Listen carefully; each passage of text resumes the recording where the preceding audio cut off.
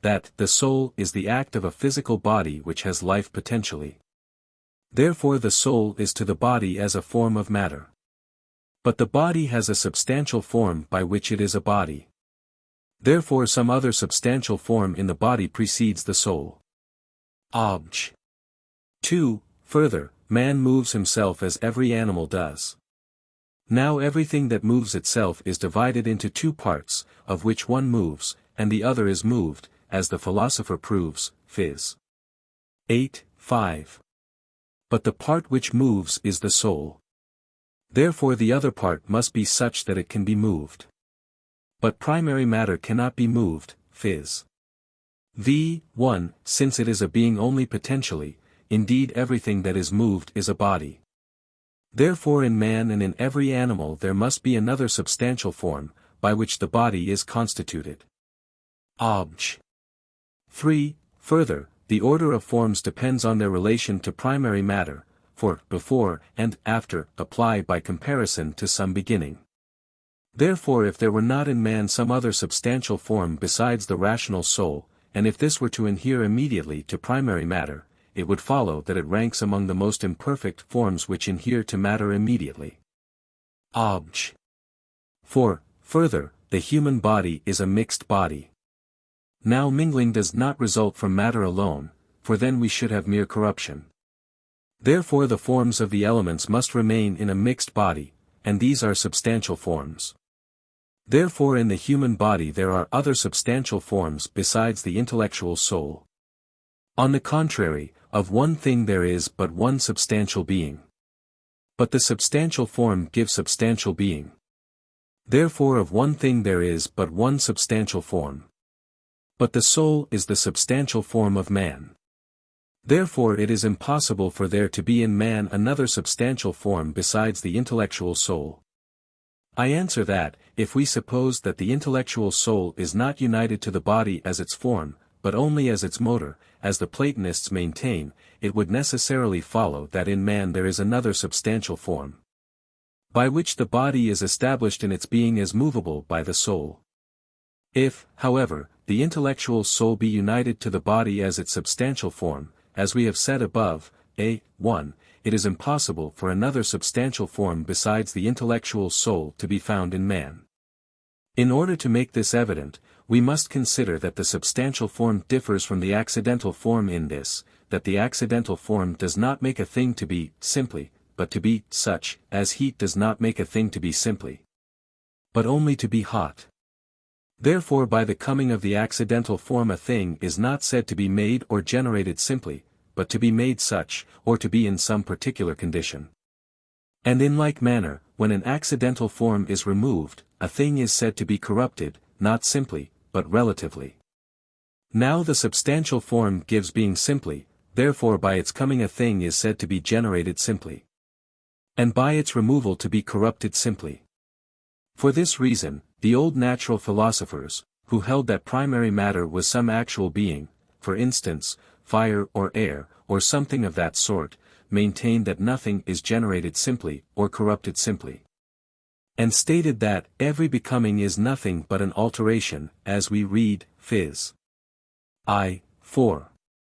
Therefore, if besides the intellectual soul there pre-existed in matter another substantial form by which the subject of the soul were made an actual being, it would follow that the soul does not give being simply, and consequently that it is not the substantial form, and so at the advent of the soul there would not be simple generation, nor at its removal simple corruption, all of which is clearly false.